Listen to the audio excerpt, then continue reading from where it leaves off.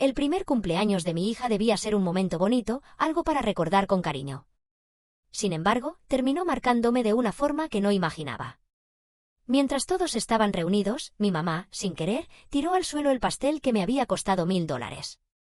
Soltó un suspiro exagerado y comentó que, sinceramente, los hijos de mi hermana sí merecían una fiesta así. Mi papá se rió como si fuera una broma inofensiva y añadió que yo nunca hacía sacrificios reales por la familia. Después vino el momento de abrir los regalos. Cuando abrí el de mi hermana, encontré una caja de dulces caducados. Dentro había una nota diciendo que los niños ni cuenta se darían. No dije nada. Me quedé callada, observando, tragándome el nudo en la garganta. Esa misma noche, cuando todos se fueron, me quedé sola recogiendo los restos del pastel del suelo. Mi esposo se acercó y me preguntó si estaba bien. No supe qué responderle. No tenía palabras para explicarle que no era el pastel lo que me dolía. Era todo lo demás. Años enteros de desprecio disfrazado de abrazos falsos, comentarios pasivo-agresivos, comparaciones constantes con mi hermana, la perfecta, la que nunca se equivoca. Dormí muy poco. Antes de que amaneciera ya estaba despierta, sentada frente a mi laptop. Empecé a revisar los estados de cuenta familiares, los pagos del crucero que yo había reservado para todos, los anticipos, los regalos planeados. Miré esos números durante un largo rato y entendí algo muy simple. Nadie valoraba lo que hacía porque nunca había puesto límites. A media mañana ya había cancelado el crucero de $12.000. Llamé al banco y pedí que congelaran las cuentas familiares que yo administraba. Por la tarde vendí el coche del que yo había sido fiadora para mi hermana. No avisé a nadie. Cuando mi esposo me preguntó qué estaba pasando, solo le dije que había llegado el momento de poner cada cosa en su lugar. No intentó detenerme. Creo que supo que no había marcha atrás. Esa noche recibí un mensaje de mi mamá. Decía que los boletos del crucero habían desaparecido, que no encontraba el correo de confirmación y que necesitaban los datos porque ya estaban planeando empacar. Respondí con una sola frase: tal vez la hija de oro pueda comprar unos nuevos. Después de eso, silencio. Ninguna respuesta. Y por primera vez en muchos años, sentí paz. Lo que no sabía era que esa decisión iba a encender una guerra familiar que me obligaría a enfrentar verdades que nunca había querido ver. A la mañana siguiente, el grupo familiar estaba en llamas. Mi mamá había escrito un mensaje larguísimo, lleno de signos de exclamación y reproches.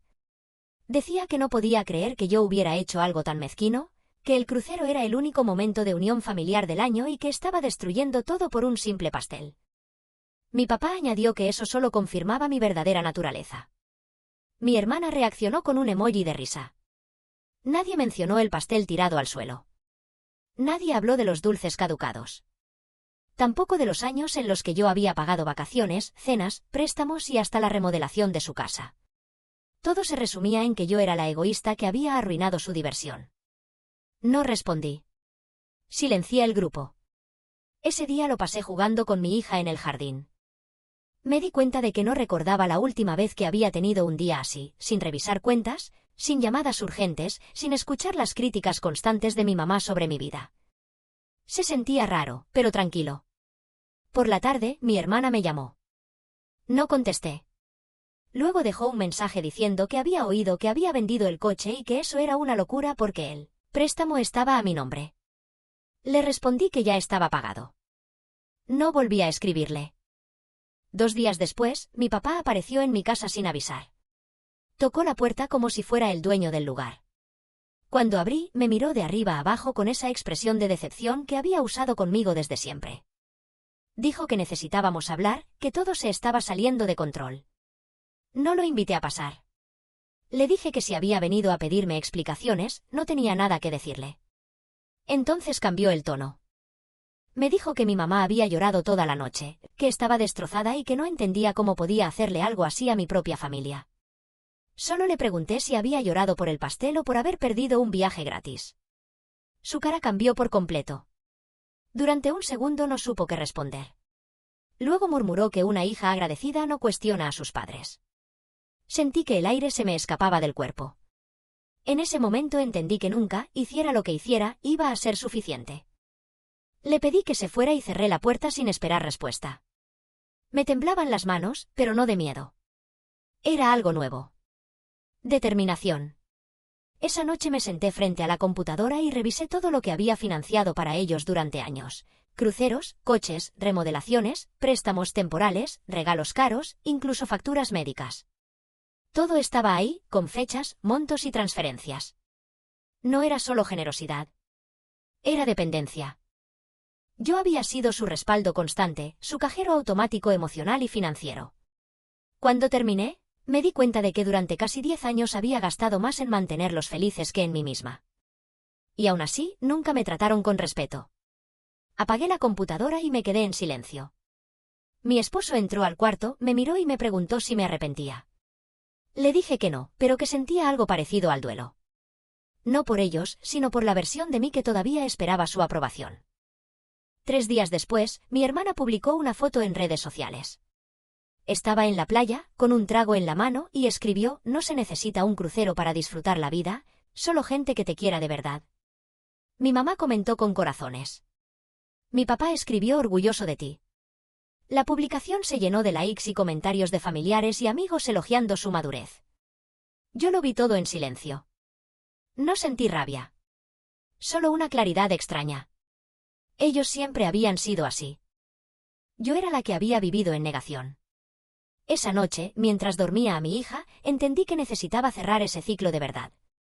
No solo con dinero, sino con distancia emocional, física y total. Al día siguiente empecé a buscar casas en otro estado. Encontré una en Austin, a unas 8 horas de donde vivíamos. No era tan grande como la actual, pero tenía un jardín enorme y una cocina llena de luz.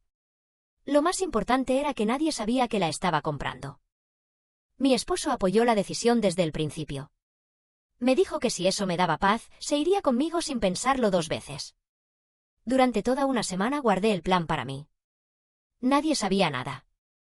Seguí con mi rutina como si todo estuviera normal: trabajar, cuidar a mi hija, responder correos, cumplir horarios.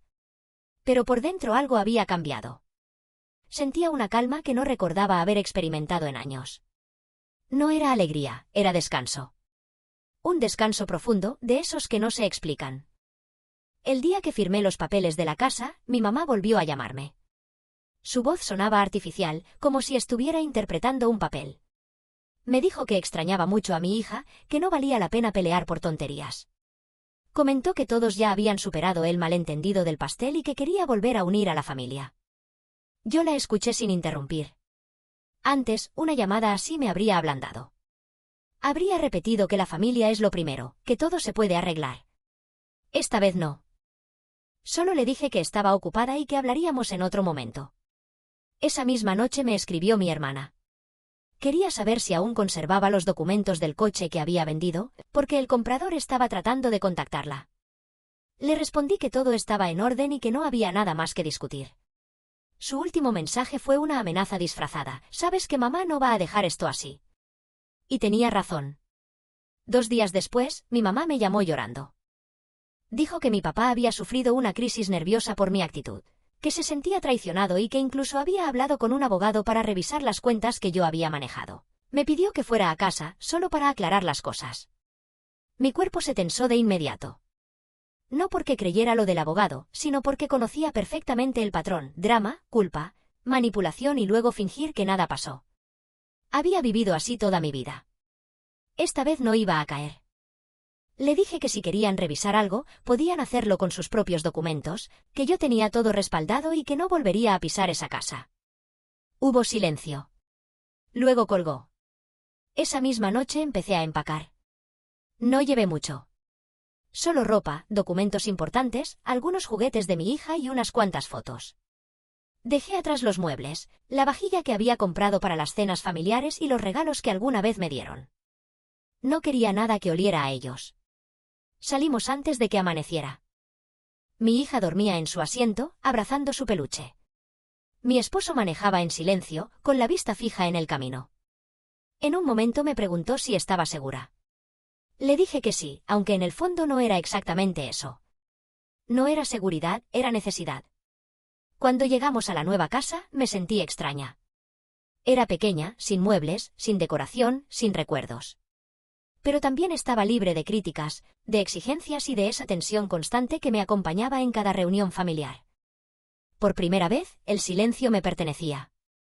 Los primeros días, mi mamá enviaba mensajes casi todos los días. Algunos eran dulces, otros claramente agresivos. Decía que me estaban esperando, que mi papá no dormía, que no podía creer que los hubiera abandonado. Luego llegaron los reproches, que era una desagradecida, que les debía todo, que mi hermana estaba sufriendo por mi culpa. Ignoré cada uno, hasta que apareció un mensaje distinto. Tu hermana está en el hospital. Me quedé mirando la pantalla durante un minuto entero. El corazón empezó a latirme rápido. Dudé. No confiaba en ellos, pero tampoco podía ignorar algo así. Llamé. Mi mamá contestó con voz temblorosa, aunque había algo en su tono que no me convencía.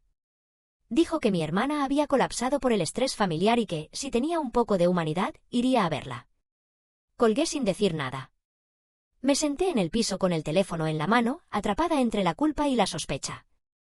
No sabía si era verdad, pero sí sabía algo con certeza: si iba, todo volvería a empezar. Y no estaba dispuesta a regresar a ese círculo nunca más. Esa noche no dormí. Me quedé observando a mi hija mientras respiraba, pensando en lo fácil que es heredar patrones de dolor sin darnos cuenta. Me prometí que ella jamás crecería creyendo que el amor se gana sacrificándose. Al día siguiente bloqueé los números de mis padres y de mi hermana. Fue la primera vez en mi vida que elegí la paz antes que la culpa. Los días siguientes fueron silenciosos, casi inquietantes. Me despertaba esperando ver llamadas perdidas, mensajes, notificaciones. No había nada. Ni un solo intento de contacto. Al principio se sentía extraño, como si me faltara algo, pero con el paso de las semanas ese silencio se volvió un alivio. Me concentré en mi hija. La veía reír, correr por el jardín, ensuciarse las manos con tierra, y me preguntaba cómo había pasado tanto tiempo viviendo en tensión mientras ella crecía. Sentía que recién ahora podía respirar. Mi esposo y yo empezamos a tener conversaciones que antes no existían. Hablábamos de cosas simples, una cena tranquila, un viaje corto, días sin presión. Hasta que una tarde llegó un correo de un remitente desconocido. El asunto decía: deberías saberlo. Dentro había una sola frase y un archivo adjunto. La frase decía: tu familia no ha cambiado nada. Dudé antes de abrir el archivo. Cuando lo hice, vi una captura de pantalla de una publicación en Facebook. Mi mamá había subido un texto largo acompañado de una foto mía antigua, tomada en el cumpleaños de mi hija. En la publicación decía que su hija menor se había alejado sin motivo, que toda la familia sufría su ausencia y que, a veces, los hijos a los que más ayudas son los que más te lastiman. Los comentarios estaban llenos de gente compadeciéndolos. Personas que ni siquiera conocía decían que yo debía tener problemas emocionales, que ninguna madre merecía algo así. Mi papá comentó: hicimos todo por ella, pero el dinero cambia a la gente. Leí todo una vez. Luego otra. No sentí enojo, sentí cansancio. Era exactamente lo que esperaba. No iban a reconocer nada, ni asumir su parte. Solo necesitaban una historia nueva donde ellos siguieran siendo las víctimas. El correo venía de una dirección genérica, pero reconocí el tono. Era mi prima, la única persona de la familia que alguna vez me dijo la verdad. Le respondí con un simple gracias por avisarme. Durante semanas ignoré la publicación. No quería entrar en su juego. Hasta que un día una vecina nueva me comentó que alguien había estado preguntando por mí en el vecindario. Según ella, era una mujer mayor, elegante, con el mismo apellido que yo, que se presentó como mi madre. Me quedé helada. No me sorprendía que intentara buscarme, pero hacerlo en mi nueva dirección era otra cosa. Nadie sabía dónde vivía. Ni siquiera mis tíos. Le pregunté a la vecina si le había dado información y me dijo que no, aunque comentó que la mujer parecía desesperada. Esa noche revisé otra vez mis redes sociales, mis correos, todo. No encontré ninguna filtración obvia. Hasta que algo encajó en mi cabeza. Recordé el envío de juguetes que había hecho un mes atrás, usando una tienda en línea con dirección registrada. Esa compra todavía estaba vinculada a la cuenta familiar compartida que no había eliminado por completo. Ahí estaba la grieta. Mi mamá había usado eso para encontrarme. Al día siguiente, un coche desconocido se estacionó frente a mi casa. Nadie bajó. Se quedó ahí unos minutos y luego se fue. No quise mirar demasiado, pero sentí como el corazón se me aceleraba. Le pedí a mi esposo que revisara las cámaras de seguridad. En el vídeo se veía con claridad a mi papá manejando. No tocó la puerta, no dejó nada, no intentó entrar. Solo estaba ahí, observando la casa. Esa misma noche mi hija se enfermó. Fiebre alta. Tuvimos que llevarla a urgencias. Mientras esperábamos los resultados, recibí un mensaje desde un número nuevo. Solo decía, ¿viste lo que pasa cuando te alejas de la familia? Sentí que me faltaba el aire. Me quedé mirando el teléfono, intentando procesarlo. Mi esposo me lo quitó de la mano y me pidió que no respondiera. Sabía que podía ser una coincidencia, pero no era el mensaje en sí, era el tono. Era exactamente la misma forma en que me hablaban cuando querían controlarme. Por suerte, lo de mi hija no era grave. Aún así, mientras la sostenía dormida en mis brazos, sentí un miedo que no había experimentado en mucho tiempo. No por ellos, sino por la posibilidad de que intentaran arrastrarnos otra vez a su juego. Al regresar a casa tomé una decisión definitiva. Cerré cualquier vínculo que quedara. Cambié correos electrónicos, números de teléfono, eliminé las cuentas compartidas y contraté una empresa para borrar mis datos de registros públicos. Pensé que ese sería el paso final. Me equivoqué. Una semana después llegó una carta por correo físico, sin remitente. Dentro había una foto impresa. Era mi hija en el jardín, tomada desde lejos. Cuando la vi, sentí un frío en el pecho que me dejó sin respiración. No era una imagen antigua. Era reciente. Reconocí la ropa que había usado apenas 2 días antes y, al fondo, se veía claramente la cerca blanca de nuestra nueva casa. No había ninguna nota. Solo la foto. Me quedé mirando el sobre durante varios minutos. Mi esposo notó mi expresión y se acercó. Cuando vio la imagen, se quedó pálido. Me preguntó si creía que había sido mi familia. No tuve que pensarlo. Lo sabía. Nadie más podría haber hecho algo así. No tenían límites. Fuimos directo a la policía. Llevamos la carta, el mensaje anónimo y el vídeo del coche de mi papá frente a la casa. Tomaron el reporte, pero no prometieron demasiado. Nos dijeron que mientras no existieran amenazas directas o evidencia clara de intención de daño, poco podían hacer. Nos recomendaron instalar más cámaras y evitar cualquier contacto. De regreso en el auto, mi esposo me tomó la mano. Me dijo que si quería mudarnos otra vez, lo haría sin dudar. Pero no quise. Sentí que huir de nuevo solo les daría más poder. No iba a permitir que siguieran controlando mi vida, ni siquiera desde la distancia. Esa noche casi no dormí. Cualquier ruido me hacía sobresaltarme. Me levanté varias veces a revisar puertas, cerraduras, cámaras. Al amanecer me encontré sentada frente a la ventana, mirando el jardín vacío. Pensé en todas las veces que había justificado su comportamiento, diciéndome que así era la familia, que debía entenderlos, que no lo hacían con mala intención. Pero ya no podía negar la verdad. Eran personas dispuestas a humillar, manipular y ahora intimidar. Decidí no decirles nada. Ni una palabra. Si buscaban provocarme, no lo iban a lograr. Pasaron 2 semanas sin novedades. No hubo mensajes, ni cartas, ni llamadas. Poco a poco empecé a relajarme. Volví a enfocarme en el trabajo, llevé a mi hija a su nueva guardería y hasta invité a los vecinos a comer para conocerlos mejor. Por un momento sentí que la vida podía volver a la normalidad. Hasta que mi prima, la misma que me había enviado la captura del post en Facebook, me escribió desde otra cuenta. Me dijo que mis padres y mi hermana estaban organizando una reunión familiar en nuestra antigua casa. Habían invitado a varios parientes diciendo que yo asistiría, que incluso estaban contando que por fin había entendido y estaba lista para reconciliarme. Me quedé mirando el mensaje sin saber si reír o llorar. Era tan absurdo que parecía una broma, pero no lo era. Era su forma de mantener viva su historia, de convencer a todos de que yo era la hija descarriada que había regresado al redil. Le pedí a mi prima que no respondiera nada, que no me mencionara más. Aceptó, pero me advirtió, van a seguir buscando algo que los haga quedar bien. Y tenía razón. Unos días después recibí un correo del bufete de abogados de mi papá. Era una solicitud de aclaración financiera. Decían que necesitaban documentación sobre los años en que yo había administrado las cuentas familiares, insinuando que podía haber errores contables. En otras palabras, me estaban acusando sin decirlo directamente. Mi esposo me encontró leyendo el correo con las manos temblando. Me dijo que no respondiera, que dejara que un abogado se encargara. Me dolió. No porque temiera perder algo, sino porque entendí hasta dónde estaban dispuestos a llegar. Yo había pagado sus deudas, sostenido sus lujos, y ahora intentaban convertirme en su enemiga legal.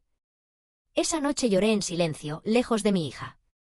No por tristeza, sino por rabia acumulada. Por haber sido tan ciega durante tanto tiempo. Al día siguiente contacté a un abogado local y le entregué todo. Comprobantes, correos, registros bancarios. Le conté la historia desde el principio. Revisó los documentos durante horas y luego me dijo algo que no esperaba. No solo estaba completamente limpia, sino que podía contraatacar legalmente por difamación y acoso. Me quedé callada. Nunca había pensado en contraatacar.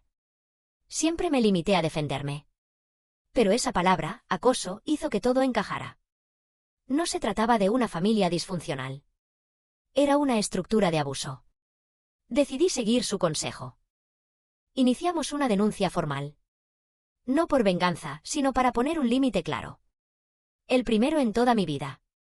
Esa misma tarde recibí otro mensaje de un número desconocido: no sabes lo que estás haciendo.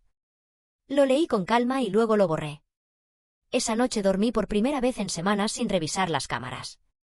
No sabía que lo peor todavía estaba por venir. 2 semanas después de presentar la denuncia, el silencio se volvió extraño. Demasiado perfecto. No hubo mensajes, ni llamadas, ni noticias de ningún tipo. Mi abogado me explicó que probablemente ya habían recibido el aviso legal y estaban manteniéndose quietos, para no empeorar su situación. Aún así, yo los conocía bien. En mi familia, el silencio nunca significaba tranquilidad. Siempre era una estrategia. Un viernes por la tarde, mientras iba a recoger a mi hija a la guardería, algo me detuvo en seco. En el estacionamiento había un coche gris con los vidrios polarizados. Me resultó inquietantemente familiar, aunque al principio no supe por qué. Hasta que lo vi moverse. Era el mismo modelo que había tenido mi papá. No era la misma matrícula, pero el color, la forma y hasta un detalle en el espejo lateral eran idénticos. Me quedé quieta unos segundos, fingiendo buscar las llaves en la bolsa. El coche arrancó despacio y se alejó. No dije nada. No quise preocupar a mi esposo, pero esa noche casi no dormí. El corazón me latía con fuerza y me levantaba cada hora para mirar por la ventana. No había nada. Todo parecía en calma. Al día siguiente me llamó el abogado. Me explicó que uno de los documentos que mi papá había presentado como prueba contable estaba alterado. Habían manipulado una transferencia para que pareciera que yo había pasado dinero familiar a mi cuenta personal. El banco confirmó que esa transacción jamás existió. Estaban intentando fabricarme una culpa. Esa noticia me dejó temblando. Ya no se trataba solo de manipulación emocional. Era una trampa legal. El abogado fue claro: no debía hablar con ellos bajo ninguna circunstancia. Cualquier cosa que digas puede usarse en tu contra, me repitió. Esa noche mi esposo me abrazó fuerte y me dijo que había llegado el momento de protegernos de verdad. No de huir, sino de levantar una muralla. Empezamos a registrar absolutamente todo: llamadas, correos, mensajes, incluso los sobres que llegaban por correo. También mandamos a instalar una cerca nueva y cámaras con sensores térmicos.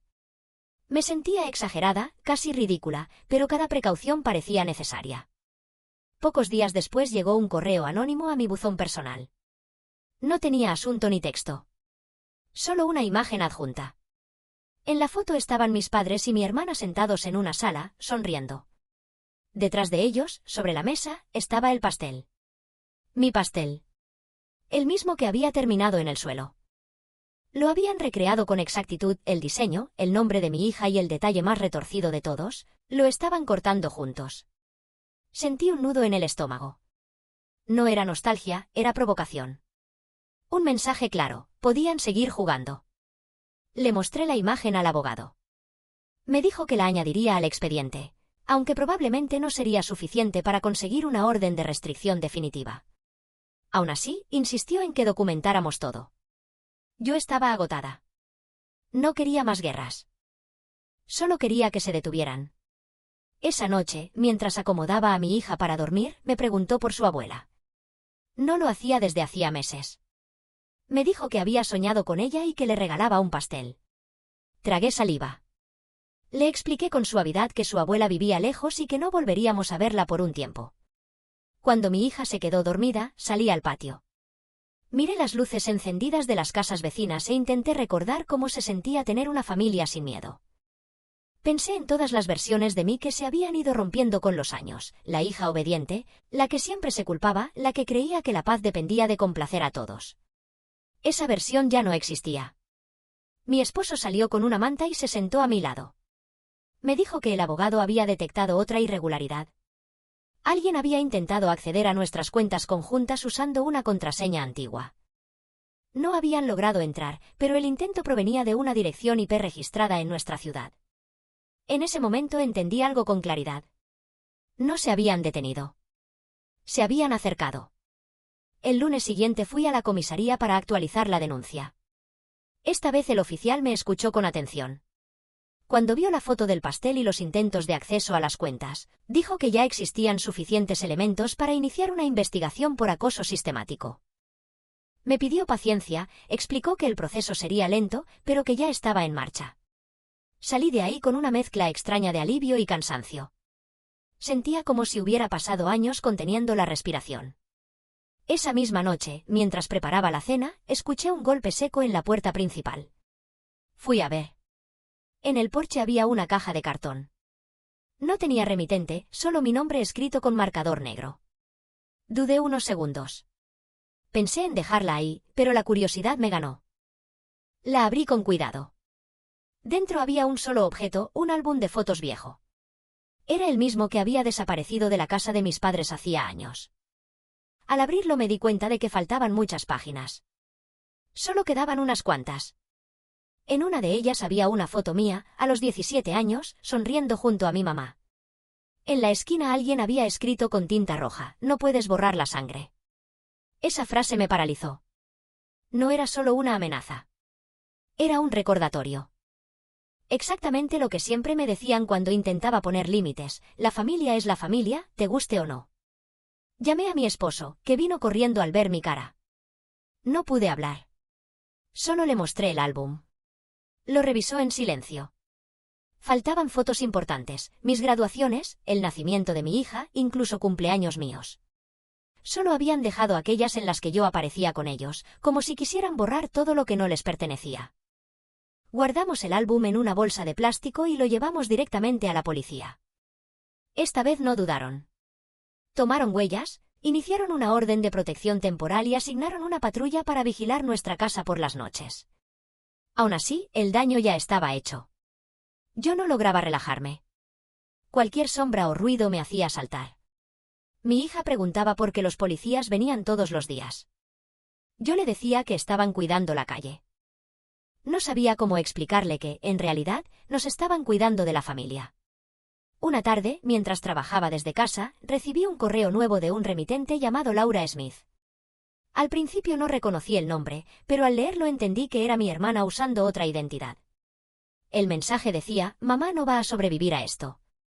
Ya no come ni duerme, y todo es por tu culpa. Si tienes un poco de corazón, ven a verla antes de que sea tarde". Por un segundo, mi cuerpo reaccionó como siempre, con culpa. Esa sensación vieja y pegajosa que me empujaba a arreglarlo todo, incluso cuando no era mi responsabilidad.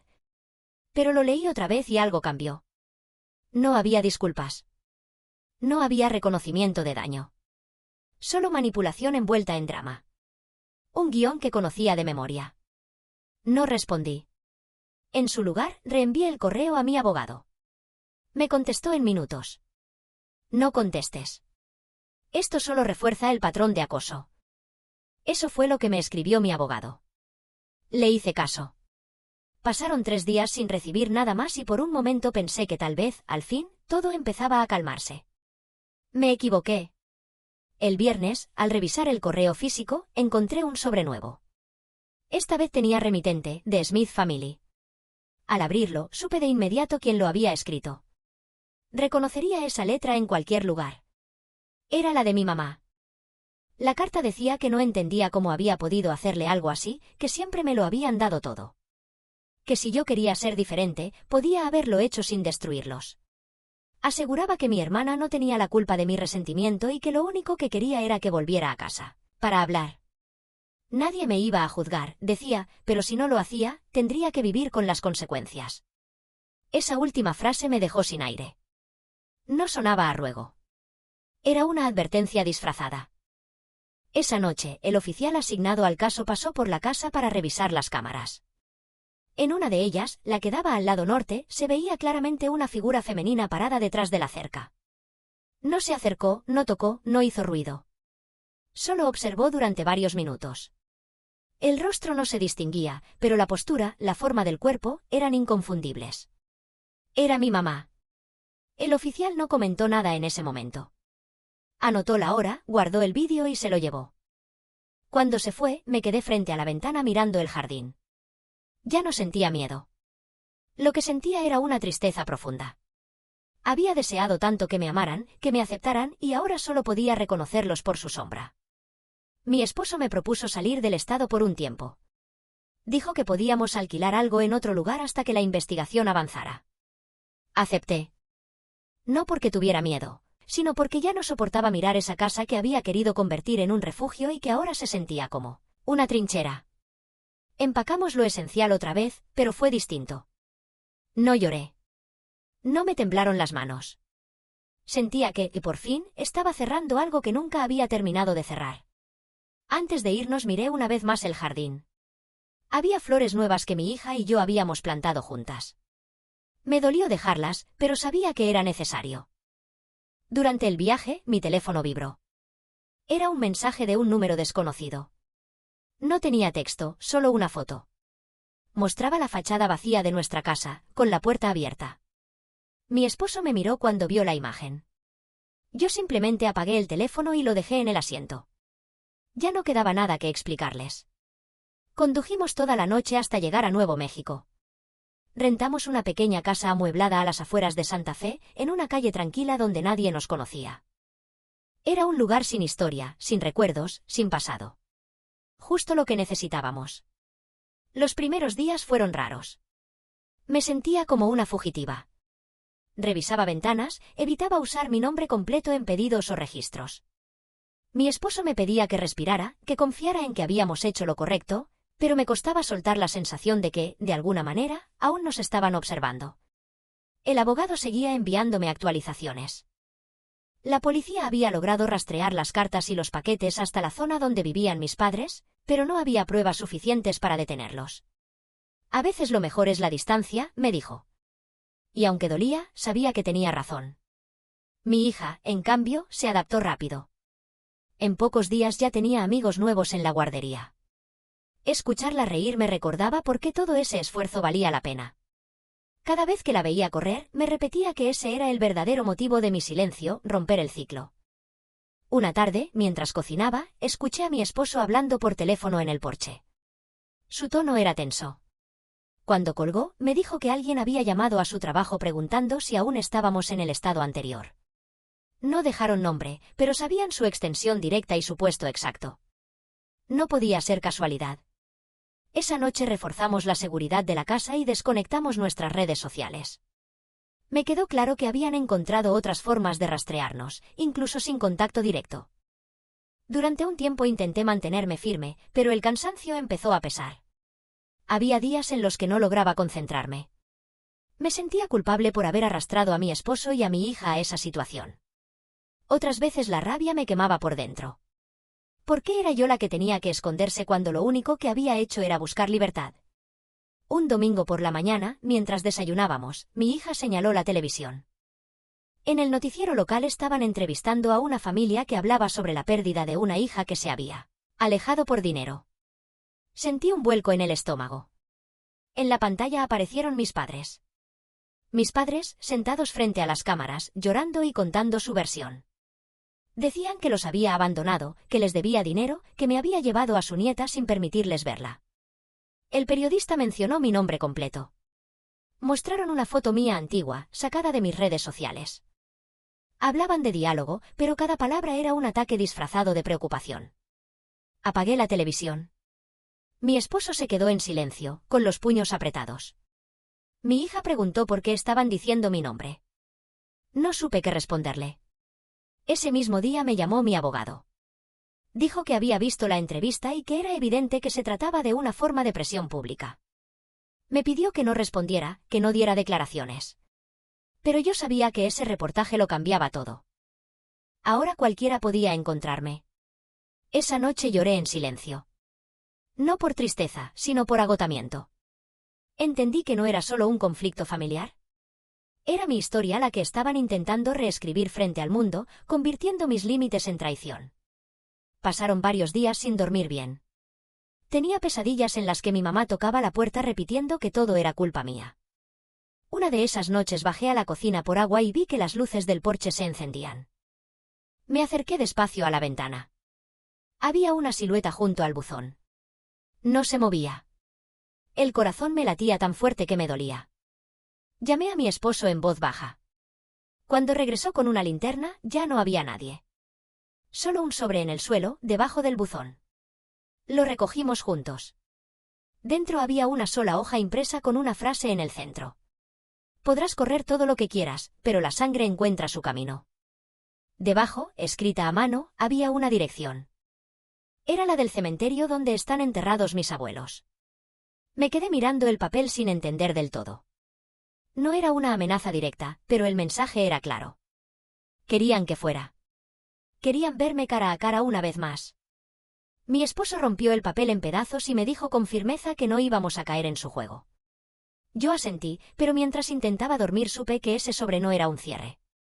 No lo era. Era una invitación. Otra más de esas trampas que mi familia siempre supo disfrazar de amor. Lo peor era que, aunque mi cabeza repetía que no debía ir, había algo dentro de mí que seguía buscando entender. Por eso no dormí esa noche. Me quedé mirando el techo, con la imagen del sobre clavada en la mente. La dirección del cementerio daba vueltas sin parar.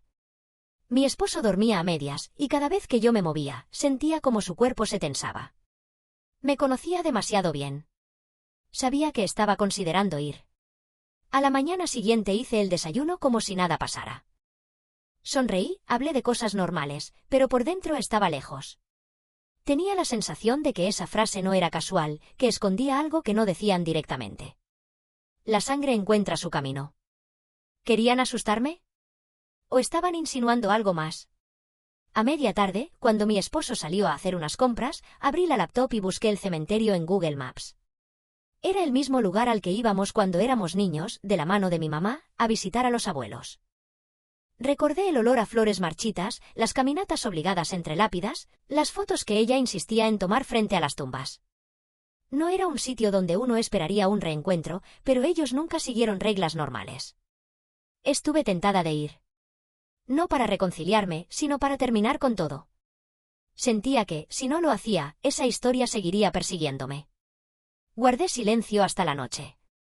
Cuando mi esposo se acostó, salí al porche y respiré el aire frío.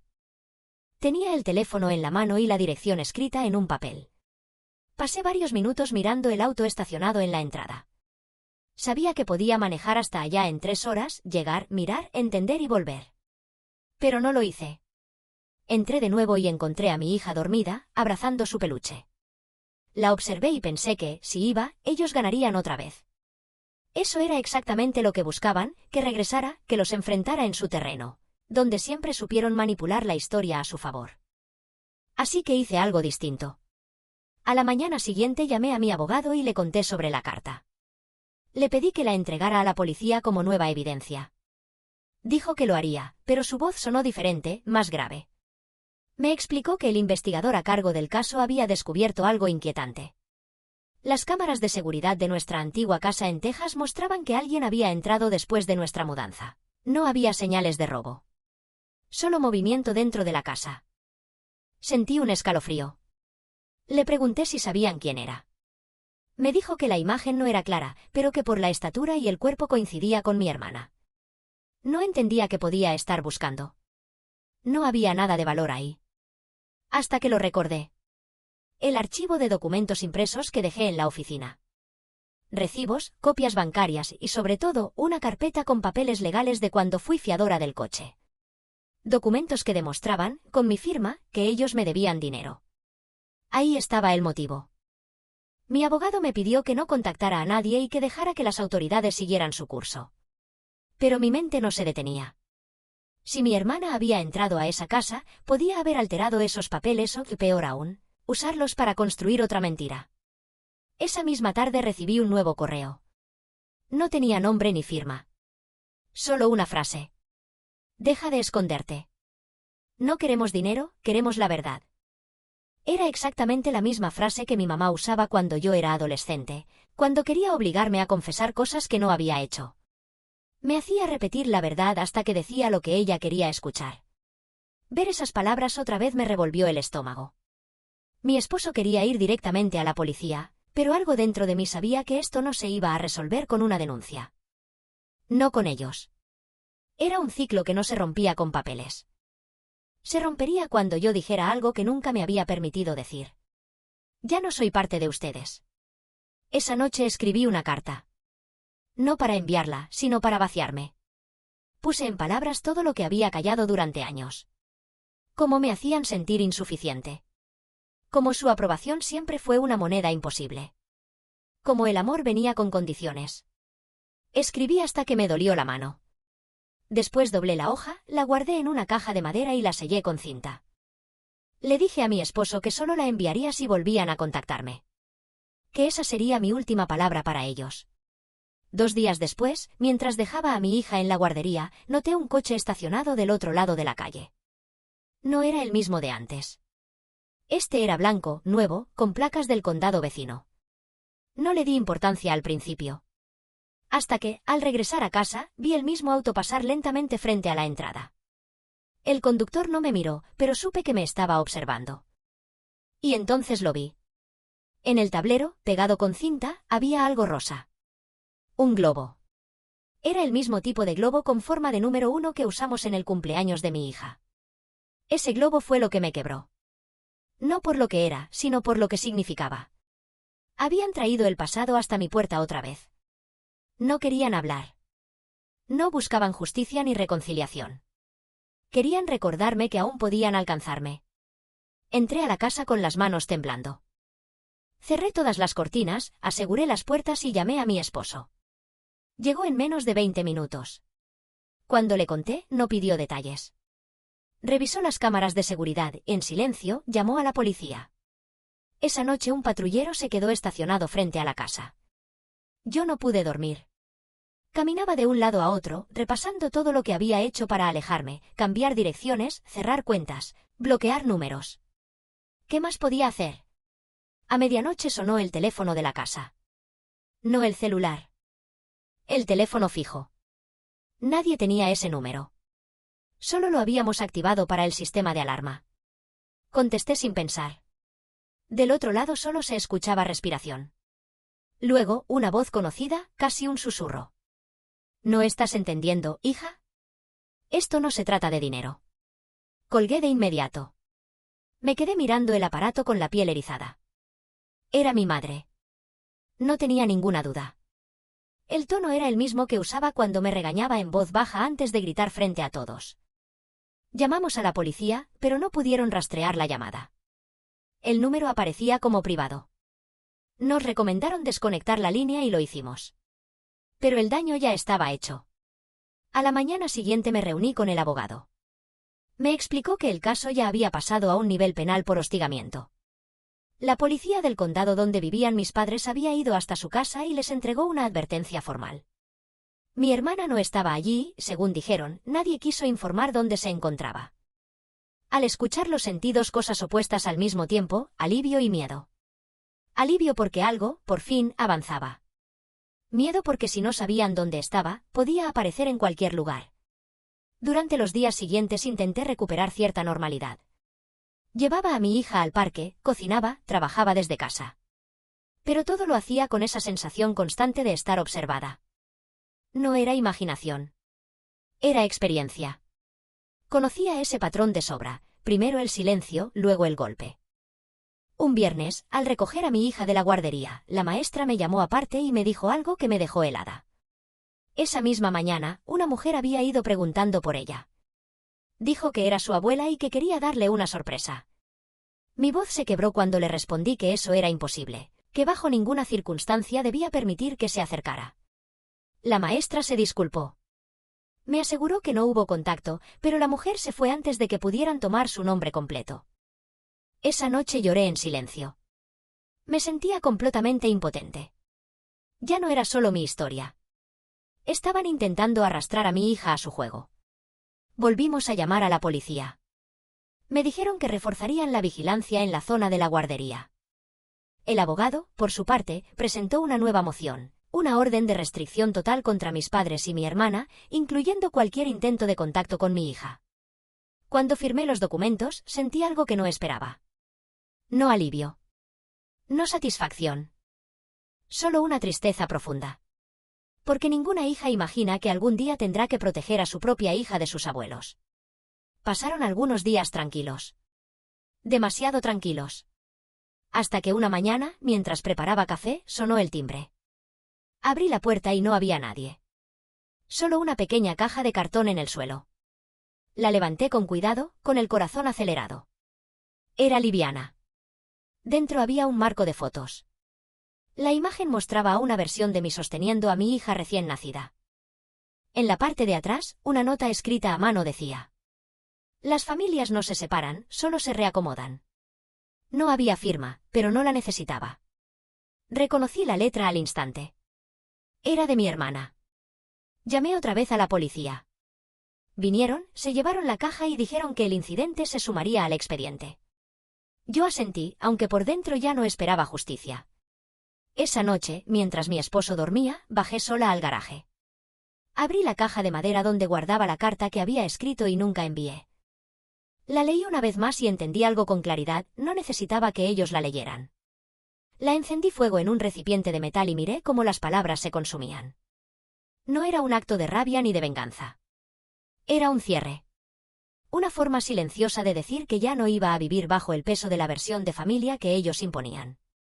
Cuando las cenizas se apagaron, sentí algo que hacía mucho no sentía, ligereza. Regresé al dormitorio, miré a mi hija dormir y pensé que tal vez, por fin, el ciclo estaba llegando a su fin. Pero al día siguiente, al abrir mi correo electrónico, encontré un mensaje nuevo. El asunto decía: nos vemos pronto. Había una foto adjunta. No grité. No lloré. Me quedé mirando la pantalla con la respiración cortada. La imagen mostraba el frente de nuestra casa, tomada esa misma mañana. Se veía el auto de mi esposo en la entrada y, al fondo, las macetas que mi hija y yo habíamos pintado la semana anterior. El ángulo era tan cercano que no había dudas. Quien tomó esa foto estuvo parado justo frente a nuestra puerta. Llamé a mi esposo sin decir palabra y le mostré el correo. Su expresión cambió al instante. Tomó su teléfono y llamó al oficial asignado al caso. 10 minutos después, una patrulla ya estaba en la calle. Revisaron los alrededores, hablaron con vecinos, pero nadie había visto nada. Yo no lograba pensar con claridad. Sentía el cuerpo liviano, como si no fuera mío. La frase no dejaba de repetirse en mi cabeza: nos vemos pronto. El oficial revisó el correo y confirmó que la dirección se había creado esa misma mañana.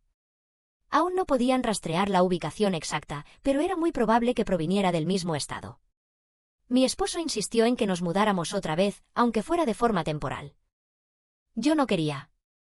Me resistía a seguir huyendo, pero en el fondo sabía que tenía razón. Mi hija no debía crecer rodeada de patrullas. Esa misma noche empacamos lo esencial. Por tercera vez en menos de un año. Esta vez no lloré. Me sentía cansada, pero también lúcida. Ya no era un conflicto familiar. Era acoso, y probablemente nunca tendría una explicación lógica. Nos mudamos a un hotel en Albuquerque mientras la policía instalaba cámaras adicionales en la casa. Mi esposo intentaba mantenerse sereno, pero yo veía el desgaste en sus ojos. Cada llamada lo sobresaltaba. Cada risa fuerte de mi hija lo tensaba, como si esperara que algo la interrumpiera. Una tarde, mientras doblaba ropa en la habitación del hotel, mi celular vibró. Número desconocido. El código de área era del antiguo vecindario. Dudé unos segundos, pero contesté. Silencio. Luego una respiración lenta. Después, la voz de mi madre. Ya basta, hija. No sonaba furiosa. Sonaba cansada, como si hablara desde otro lugar. Dijo que mi hermana estaba mal, muy mal. Que no dormía, que me veía en sueños, que esto no podía terminar así. No respondí. Ella siguió hablando. Me prometió que si iba, nadie más me molestaría. Que solo querían cerrar este capítulo. que no pedían dinero, solo mi presencia. Colgué sin decir nada. Me quedé sentada un rato largo mirando el teléfono, temblando. Tal vez era verdad. Tal vez no. Pero ya había aprendido que cada historia que contaban siempre tenía un precio. Y ese precio era mi culpa. Llamé al abogado y le conté lo ocurrido. Me pidió que grabara cualquier intento de contacto y que no respondiera a llamadas desconocidas. Me dijo que el juez estaba revisando la orden de restricción completa y que probablemente sería aprobada en pocos días. Esa noche, por primera vez, soñé con ellos. Estábamos todos en la casa de mi infancia celebrando algo. Mi mamá sonreía, mi papá servía vino, mi hermana reía. Todo parecía normal. Hasta que me di cuenta de algo inquietante. Nadie me miraba. Yo hablaba, pero mis palabras no salían. Ellos se movían, reían y conversaban como si yo no existiera. Desperté sobresaltada, con el corazón latiendo tan fuerte que sentía dolor en el pecho. Durante las semanas siguientes intenté reconstruir una rutina, aunque no siempre lo lograba. Había días buenos y otros en los que no podía ni cruzar la puerta del hotel. Me repetía que, al menos, estábamos a salvo, y eso debía ser suficiente. Hasta que una mañana mi hija dijo algo que me dejó helada. Estábamos desayunando tranquilamente cuando me miró y soltó, como si nada. Mami, ayer vi a la abuela. La taza se me resbaló de las manos. Le pregunté de inmediato dónde. Aquí afuera, respondió con total naturalidad. Estaba parada junto al árbol. Me dijo que pronto volveríamos a casa. Mi esposo y yo nos miramos sin decir palabra.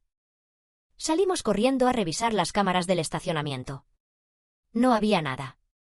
Ninguna figura, ningún auto extraño, ningún movimiento. Aún así, sabía que mi hija no estaba inventando. La forma en que lo contó, la seguridad en su voz, era la misma con la que describía cualquier cosa real. Llamamos al oficial, quien nos recomendó cambiar de hotel de inmediato y reforzar aún más el protocolo de seguridad. Mientras guardábamos las maletas, sentí que algo dentro de mí se apagaba. Ya no había espacio para el miedo. Solo quedaba una especie de resignación cansada. Esa noche, antes de dormir, recibí un último correo electrónico. El asunto decía, la verdad tiene un precio. Venía con un archivo adjunto en PDF. Lo abrí. Era una copia digital de mi testamento, el mismo que había firmado un año atrás, con mi esposo como beneficiario. Pero al final habían añadido un documento nuevo, una hoja escrita a mano con una firma falsificada que imitaba la mía. El texto decía: dejo todos mis bienes a la familia Smith. Ellos siempre fueron mi verdadero hogar. Al ver ese documento falso, algo en mí simplemente se apagó. No sentí rabia. Tampoco miedo. Solo un cansancio tan profundo que me dejó en silencio durante mucho tiempo. Ya no quería luchar. No quería defenderme ni demostrar nada más. Ellos podían seguir inventando historias, mintiendo o gritando, pero yo ya no formaba parte de ese juego. Cerré el archivo, apagué el celular y respiré hondo. Por primera vez, no sentí la necesidad de llamar a la policía ni de explicarle nada a nadie. Mi abogado se encargaría de lo que correspondiera. Yo solo necesitaba descansar. Esa misma semana tomamos una decisión definitiva. No nos mudaríamos a otro estado más por huir, sino para empezar una vida nueva. Encontramos una casa pequeña en Colorado, en un vecindario tranquilo, rodeado de montañas y aire limpio. Era un lugar sin recuerdos, sin historia previa, y eso era exactamente lo que necesitábamos. Los primeros días fueron extraños. Me sentía culpable por sentirme bien. Como si la calma no me estuviera permitida. Pero poco a poco esa culpa empezó a desaparecer. Mi hija dormía toda la noche sin pesadillas. Mi esposo volvió a sonreír de verdad. Yo, por fin, podía despertar sin revisar ventanas, correos o cámaras. El proceso legal siguió su curso. Meses después, mi abogado me llamó para darme la noticia final. La orden de restricción había sido aprobada y todas las acusaciones falsas habían quedado cerradas. Mi nombre estaba limpio. No volverían a contactarme. Cuando colgué, salí al jardín y me senté junto a mi hija. El sol iluminaba su cara mientras me contaba cosas sin sentido, riendo con esa pureza que solo tienen los niños. Pensé en todo el tiempo que había pasado intentando que mis padres me vieran como la hija correcta, cuando en realidad lo único importante era ser una buena madre. Esa era mi nueva historia. Una donde el amor no dolía y nadie me exigía destruirme para ser aceptada. Una tarde, mi hija me preguntó si algún día volvería a ver a su abuela. Le respondí con la verdad. Tal vez sí, cuando fuera grande, si ella así lo decidía. Pero que por ahora nuestra familia éramos nosotros tres, ella, su papá y yo. Y que eso era suficiente. Ella sonrió, me abrazó fuerte y dijo: «Entonces ya estamos completos». Esa noche, al apagar las luces, sentí algo que no conocía desde hacía años. Paz. No la paz que nace del olvido, sino la que llega cuando uno decide dejar de cargar con lo que no le pertenece. Antes de dormir miré por la ventana. Afuera no había autos, ni sobres, ni sombras. Solo silencio. Un silencio limpio, mío. Y en ese momento supe, sin ninguna duda, que por fin era libre.